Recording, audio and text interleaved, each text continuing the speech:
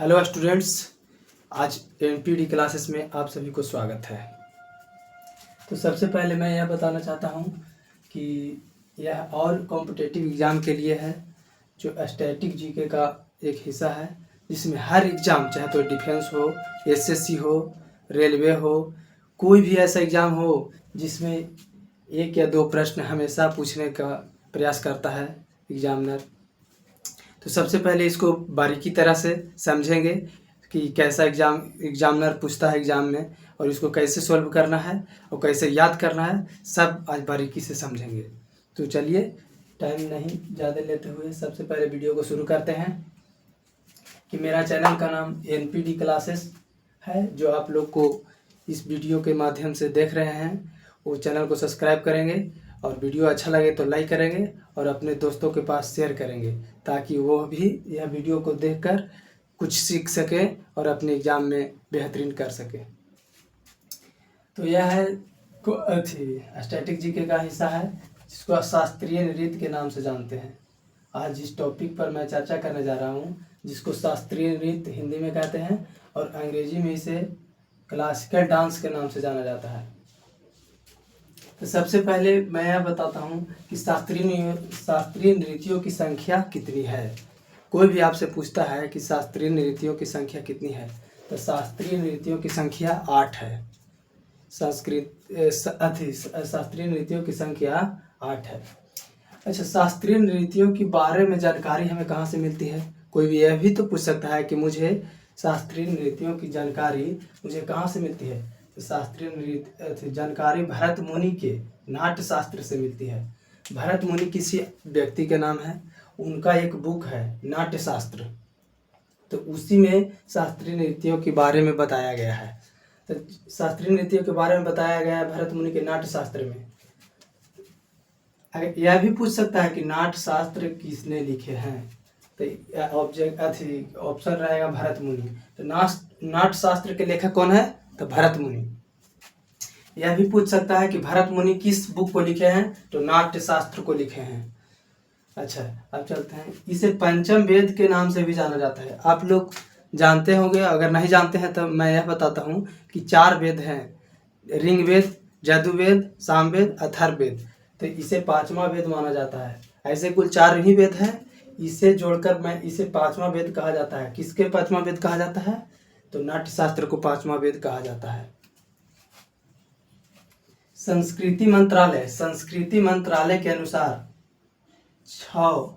9 शास्त्रीय नृत्य है। संस्कृति मंत्रालय के अनुसार शास्त्रीय नृत्यों की संख्या कितनी है? तो 9। 9वां कौन है? छऊ। 9वां कौन है? छऊ। इसे यूनेस्को की अमूर्त सूची में 2010 में शामिल किया गया था। तो इस पर चर्चा कल की क्लास में करेंगे, क्या कि बहुत ज़्यादा लंबा वीडियो हो जाएगा, तो इसको यहीं बताते हैं।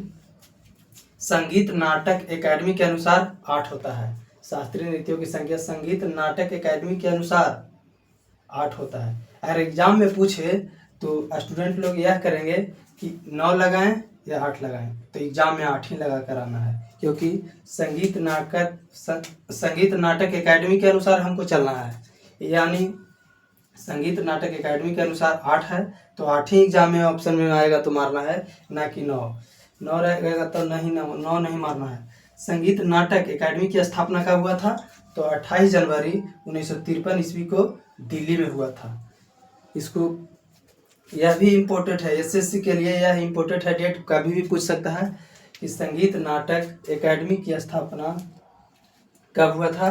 तो 28 जनवरी 1953 ईस्वी को। और फिर पूछेगा कि कहाँ हुआ था? तो दिल्ली में हुआ था। अच्छा, अब इस पर चर्चा करते हैं कि शास्त्रीय नृत्यों की संख्या 8 है। तो कोई पूछेगा कि कौन कौन है, तो इसको याद करते हैं। तो यह 8 है। एगो भरतनाट्यम है। भरतनाट्यम शास्त्रीय नृत्य है जो तमिलनाडु में मनाया जाता है। तमिलनाडु में ओडिसी, मणिपुर। अच्छा, भरतनाट्यम तू मिल, इसको याद करेंगे। तू मिल। भारत के आदमी सबसे ज्यादा कहाँ मिलते हैं? मिलना शुभ पसंद करते हैं, तो तमिलनाडु। भरतनाट्यम कहाँ का है? तो तमिलनाडु का है। भरतनाट्यम कहाँ का शास्त्रीय नृत्य है? तो तमिलनाडु का। ओडिसी कहाँ का है?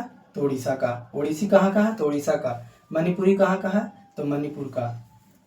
कुचिपुड़ी, अरे कच्चा पूड़ी कौन खाएगा भाई, जिसको लौकता नहीं है? अंधा आदमी। आंध्र प्रदेश को पूरे स्टैटिक जीके में हम अंधे व्यक्ति के नाम से जानेंगे। तो कुचिपुड़ी, कुचिपुड़ी, इसको कुचिपुड़ी को कच्ची से याद रख सकते हैं हम लोग कि कच्चा पूड़ी कौन खाएगा, जिसको लौकता नहीं है। तो किसको नहीं लगता है? तो अंधा व्यक्ति को नहीं लगता है। अच्छा, कथक, कथक यूपी, उत्तर प्रदेश। कथक कहाँ का है? यूपी का है। कहाँ के लोग नहीं थकते हैं? कहाँ के लोग नहीं थकते हैं? तो यूपी वाले लोग बहुत कम थकते हैं, मतलब थकते नहीं हैं। तो उत्तर प्रदेश। कहाँ के लोग कम थकते हैं? तो यूपी के लोग। कथकली, कथकली केरल, कथकली केरल और मोहिनीअट्टम केरल। कथकली और मोहिनीअट्टम दोनों केरल का है। क्लासिकल डांस कथकली और मोहिनीअट्टम दोनों केरल का है। सत्रिया, सत्रिया असम का है। सत्रिया कहाँ का है? असम का है। सत्रिया कहाँ का है? तो असम का है। अच्छा, आगे चलते हैं। सबसे पुराना क्लासिकल डांस कौन है? तो सबसे पुराना क्लासिकल डांस भरतनाट्यम है। शास्त्रीय नृत्य सबसे अगर पूछ देगा एग्जाम में कि सबसे पुराना शास्त्रीय नृत्य कौन है, तो भरतनाट्यम। कितना पुराना है भाई? तो 2000 वर्ष पुराना है। कितना पुराना है?